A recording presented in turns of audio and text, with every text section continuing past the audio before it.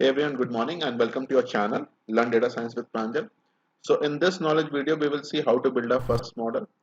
So in the previous 5 to 6 videos, we have understood the theory of neural network. So we have seen what is your activation function, common terms used in the neural networks, how actually the neural network connects, are my hidden layers, what are my neurons, activation function, vanishing gradient descent, and all those things. So probably now we have much more knowledge needed to build our neural network model. And so theory might have taken a huge amount of time, but then building a model doesn't take that much amount of effort. Why? Because we already have the pre-trained libraries. We already have everything in our TensorFlow. So the framework which I would be using to build the neural network would be TensorFlow. So TensorFlow is from the Google, and so all thanks to the Google. And I am not using PyTorch as of now, which is from Facebook. So later on I'll use PyTorch also, but at that time I'll say probably a thanks to Facebook also because that framework is provided by the Facebook. But now let's try building the model, and I have already written a statement over here and I have already built the code, and I'll quickly explain what this code is. So I'm saying multi-layer perceptron model building on the image data, that is your MNIST. So MNIST data set is a very classical data set, easily available on the internet. So if you just do a Google search and say MNIST download, you will get that data set. You can download that data set, and that data set is a image data set. So I want to build a model using my neural network which can identify my images, and over here the images are my digits, so English digits. So English digits are from 0 till 9, 0 1 2 3 4 5 6 7 8 9. I want to identify those digits, so those digits are human written, so the human beings have written those digits. So let's try understanding my data set first. So let's say if you are asked to write a digit over here, so I may write a digit, let's say 2. So I may write a digit 2 something like this, but another person may write it 2 something like this, and some another person may write it 2 something like this, and someone else may write it 2 something like this. If I ask you to write 4, so you may write 4 something like this, another person may write 4 something like this, and some different person may write 4 something like this. So all these are 4s, and we as a human beings can easily identify that these numbers are 1 2 3 4 whatever. But now, can we use our neural network and identify what is this digit written over here? Okay, so what I've done is I have just paused the video and I have shaded this diagram.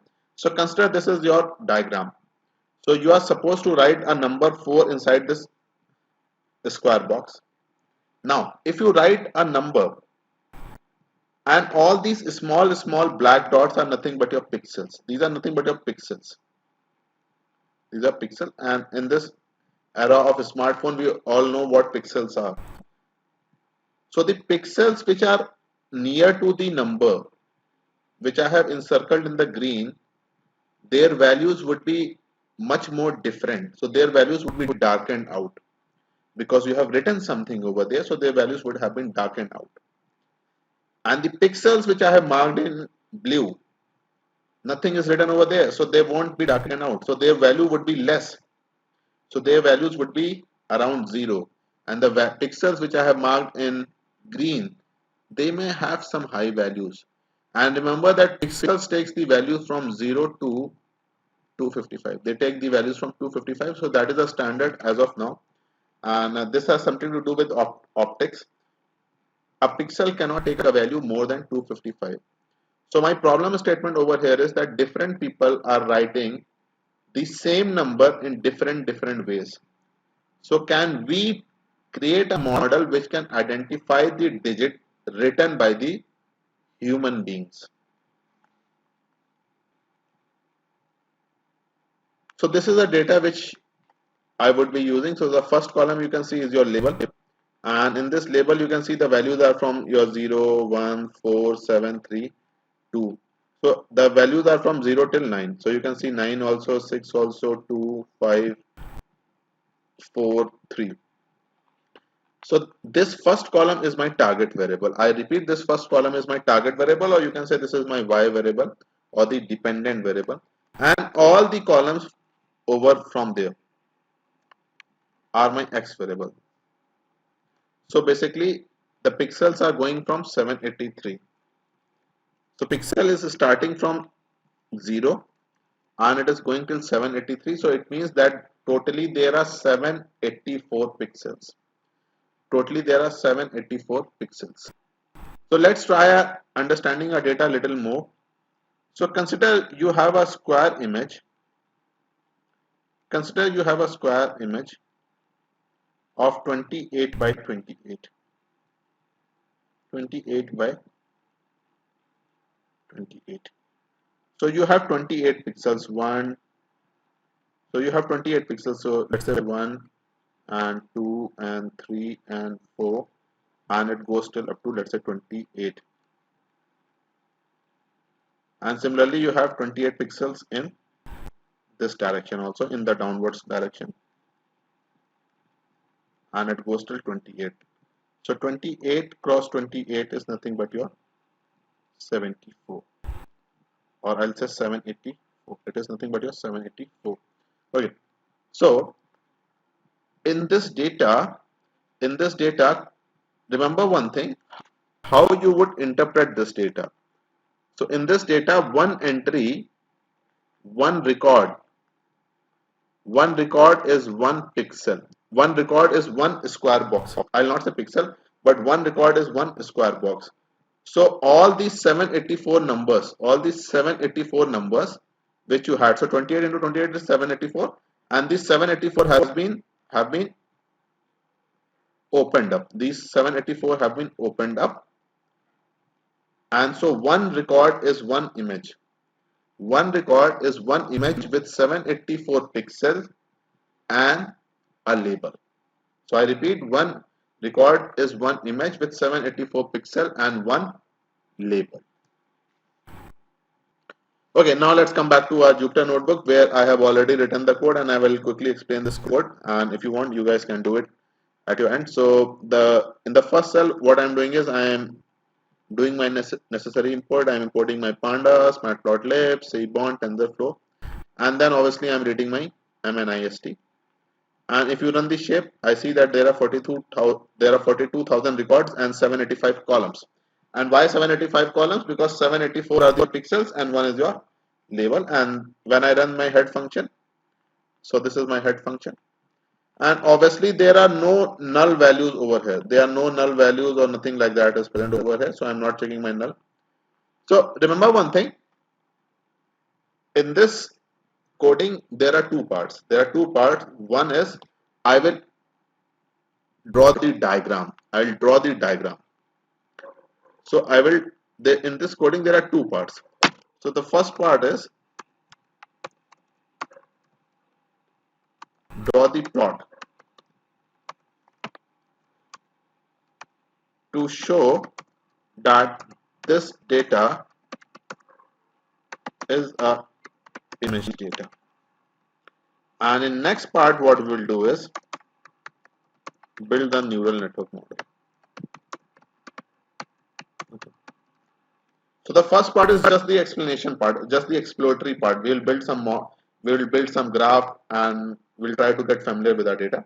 So that is why I've written to show that this data is the image data.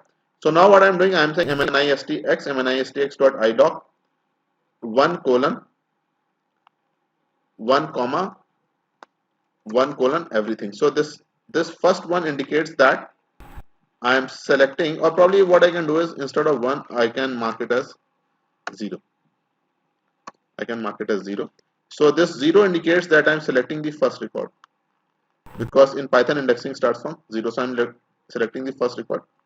Okay, so it says mnist not defined. So let me read the file.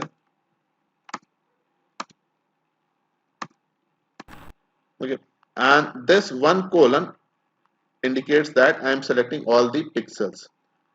So select first record and all pixels. So let me write a comment over here. Select first record and all pixels.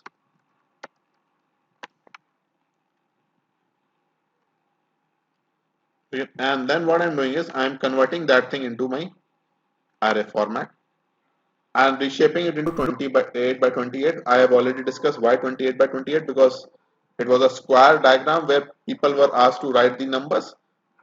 So that was 28 by 28. So I'm writing it 28 by 28. And now when I'm do plt.im show, you can see someone has written 1 over here. So this is nothing but someone has written 1 over here. And you can see the first record, the label is 1. Label is 1. Now let me select the second record. Let me select the second record. So for selecting the second record, what I'll say 2. And you can see that someone has written.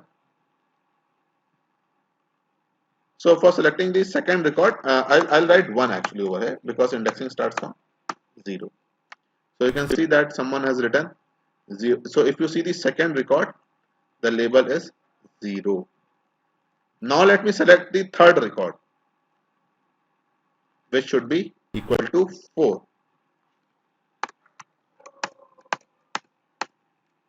And you can see that it is 4.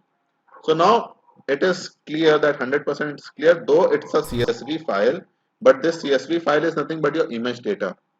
So basically you have extracted the pixels of all the handwritten digits, and that CSV is being supplied. Okay, so let's look further. So now what I am doing is I am plotting many images at a go. So basically I am saying for I in range 18. So I want to plot my first 18 records. And that is why I am saying plt.subplot 3 into 6. So 3 into 6 is nothing but 18. So I can see number of images coming over here. So 1, 0, 1, 4. Similarly, if you want, you can plot your first 100 images also. So I'll say 100. And then what I'll do, I'll make this 10. And this 6 also as 10.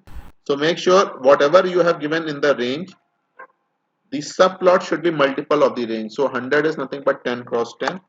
So now I run this 10 cross 10.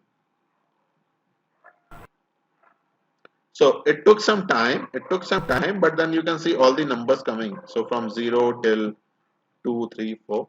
So now it is beyond any doubt that this data is nothing but a image data. Now let's build a record. Now let's build a neural network, in fact. So again, I'm reading my data set. So, and then I'm separating my X and Y. So I'm saying MNIST ilog 1:786.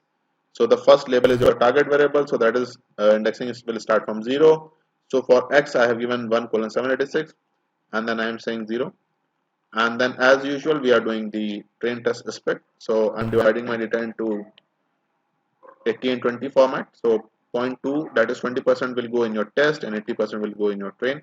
And one thing to keep in mind is not only for this image data, but for all the neural network models, your input has to be in array format.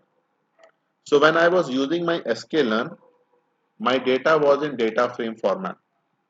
But when I'm building my neural network, my data has to be in array format. Otherwise, you cannot do matrix calculation, matrix multiplication, and all those things. So what I'm doing is I'm converting my MNIST X-train into an array format at line number 28. And similarly, I'm converting my test data also in array format. And at line number 30, what I'm doing is I'm saying tf.keras.utils.normalize MNIST train. So the code at line number 30 is not compulsory, it's not mandatory, but it is highly advisable that you normalize your data. And the reason you would be thinking is, why should we normalize the data? So when you normalize your data becomes unitless, and all the values would be within your 0 to 1. All the values would be within your 0 to 1. So imagine a scenario where you have x minus x min upon x max minus x min. So all the values would be within your 0 to 1. And if the values are within 0 to 1, assigning the weights and bias would be quite easy. So imagine a scenario where a pixel value is 10 and pixel value is 200. Compare this scenario with a scenario where all the pixel values are within 0 to 1. So assigning the weights would be quite easy when the pixel values are within 0 to 1. Okay. So till line number 30, I was doing my data pre-processing. And then what we will do is we will create a create our network. And now to understand the code at line number 1, it is highly advisable that you understand the basics of the neural network. So now let me explain the line number 31, which is the crux of this video. So at line number 31, I am saying tf.keras.models.sequential. So now what is this Keras and what is this TensorFlow? So basically TensorFlow is provided by your Google. It is a framework for your neural networks, and Keras is a wrapper. It's a wrapper on your TensorFlow. So before Keras came, people have to write the huge amount of code, and for writing, and you may have to write some 100 to 100 lines of code to create your neural network. So basically, Keras is a wrapper, or you can say a high-level API on your TensorFlow. Using Keras, creation of model becomes very easier. So the person who is from non-technical or non-coding background can also create its network without any issue. So in the first line, I am saying that my network is starting. So what about this second line, the line which I am highlighting, where I have written the first layer. So this is your first layer. So model.add tf.keras.layer dense. So dense means fully connected layer. I repeat, dense means fully connected layer. So fully connected layer means all the neurons of the previous layer are connected to all the neurons of the next layer, and activation is ReLU. So we already understand what ReLU is. So I'm using the ReLU activation function, and people would be thinking, what is this 128? This 128 is just a number. It is just a number. Instead of 128, you can take 28, you can take 2, you can take 3, you can take 5, you can take 100, 200, 500, 600, 800, 1000. This 128 implies that you are having 128 neurons in your first hidden layer. In your first hidden layer. Let me draw the diagram. So it is something like this which I have drawn. So this is your input layer and this is your first hidden layer. This is your first hidden layer H1. This is your first hidden layer H1. And you have 128 neurons in your first hidden layer. And I cannot answer this question if you ask me why 128. There is no reason to it. Instead of 128, you can take even 28 or you can take 256, 200, 15, 10, whatever. But normally it is advisable to take in the power of 2. To take in the power of 2. So 2, 4, 16, 32. So do not take very less number of neutrons. Do not take something like 2 or 4 neutrons. Take something like 32, 64, 128, 256, 516. So these type of neurons, because when you have in power of 2, the calculation is quite easier. Okay. So number of neurons in your hidden layer, and then I have a second hidden layer, this 128. So this 128 is nothing but, again, if I draw the same thing. So if I draw the same thing, so you have some 128 neurons. This starts from 1, start 2, 3, 4. Okay. And then I have taken the third hidden layer. I have taken the third hidden layer. And in my third hidden layer also I have 128 neurons. Okay. So keep one. So I have, what I have taken is, I have taken the third hidden layer. This is my third hidden layer. And again I have 128 neurons. I have 128 neurons. Now let's come back to the last thing. So I am saying model.add dense 10 activation is equal to softmax. Now this last line which I have highlighted, it is nothing but your last layer, or you can say this is your output layer. This is not your input layer, but this is your output layer. So we have already discussed that output layer, and in output layer 1 2 3 4 5 6 7 8 9 10. So in output layer you are having 10 neurons. In output layer you are having 10 neurons, and you cannot change this 10 neurons. It has to be 10 neurons for MNIST data, because you have 10 levels in your target variable. So there are always 10 digits, 0 1 2 3 4 5 6 7 8 9, right? So this is the same thing. We are starting with 0 1 2 and we are going till 10. We are going till 10. So this is your output layer. And in output layer, we are using the function softmax. We are using the function softmax. So softmax is used for your decision making. It is used for your decision making. And then what I am doing in the last line, I am saying model.compile optimizer equal to Adam, loss is equal to this, matrix equal to accuracy. So optimizer equal to Adam. So this optimizer equal to Adam is something like your gradient descent. It is used as an optimizer for reducing your cost. And loss is equal to sparse categorical entropy. So we already know what cost entropy is. It is used to measure the loss. You can see one of my previous video on the channel where I have in detail discussed what is cross entropy. So same thing is your sparse categorical entropy and matrix equal to accuracy. So when we were building the model with our sklearn, we need not compile our model. But this time we need to compile our model so that my model can understand the machine language. And at line number 32, what I am doing is I am saying mnest dot underscore y underscore train np dot array mnest y train.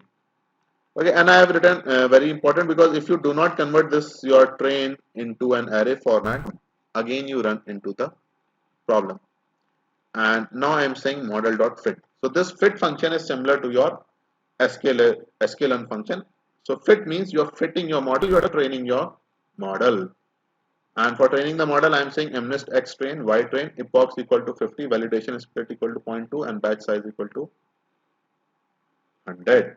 So x train, y train, we already understand. Epochs equal to 50 means 50 iteration. It will run for 50 times.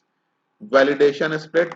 Check my previous video. I have already told what is validation or cross validation. So you divide your data into two parts, training data and validation data, so that you can overcome the problem of overfitting. And batch size equal to 100. So over here I have taken batch size as 100. So what is this 100? This 100 is again a hyperparameter. So instead of passing one record at a time, I am passing 100 records in a packet. So consider you are creating a packet or a batch of 100 records and you pass it. And when these 100 records pass through your network from left to right, you change your weight. So which means that after every 100 records, you will keep on changing the weights. And when all the records in your train data pass, I will call it to be one iteration. And then I run my model, and after running my model, at each iteration you will get this sum. So when your model starts to train, so it's training very fast, so you can see that as it trains, after every epoch you will get the output. So, and you can see the summary also. So it says that it is training on these many records and it is doing the validation on these many records. So validation split is 0.2. Okay.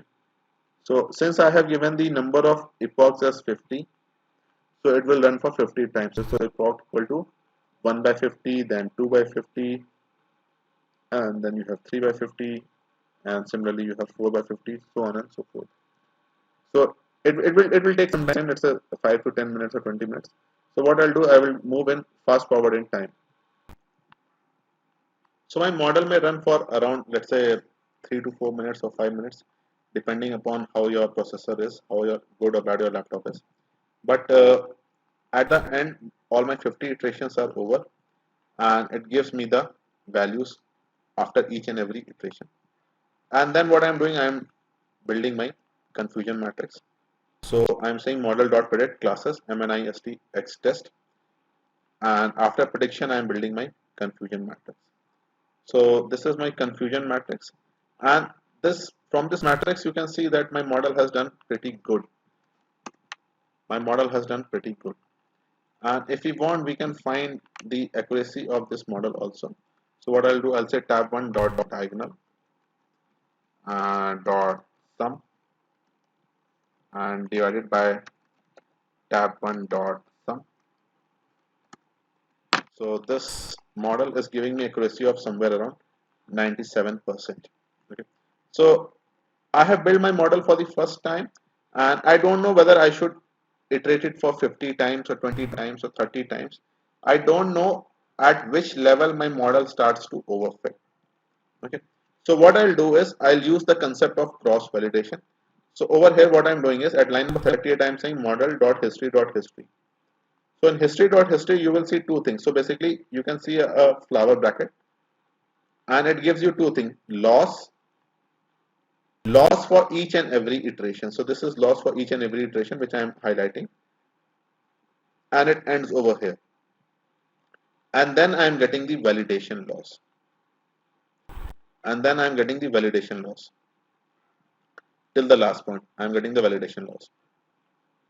Now what I am doing is I am converting this history.history into a data frame df1, and it shows me two columns: validation and validation loss. So I have just run the head function.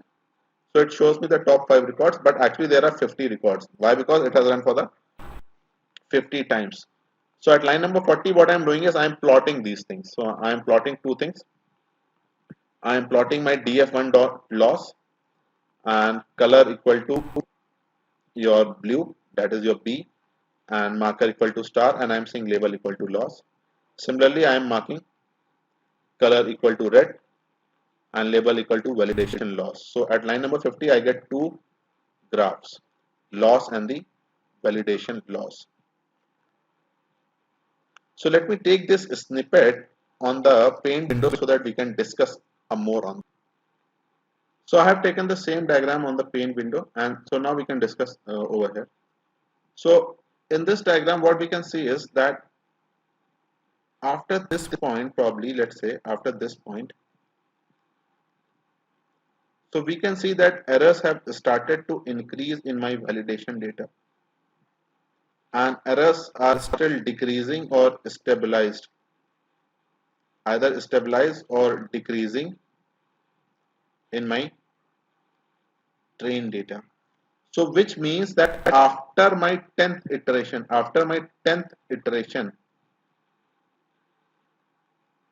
model has started to overfit.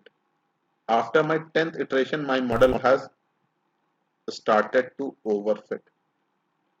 Started to. So, so I can see that after my 10th iteration, my errors have started to increase in my red one, and errors are still decreasing in my blue one. Or probably they have stabilized in the blue, which is your train data. So this blue one is your train data, and this red one is your validation. So which I have already created a label. So there is no point iterating till your 50th iteration. But at the starting, I did not know how many iterations should I give. So I have given randomly 50. But now after seeing this graph, I know that 50 iteration is not a good choice.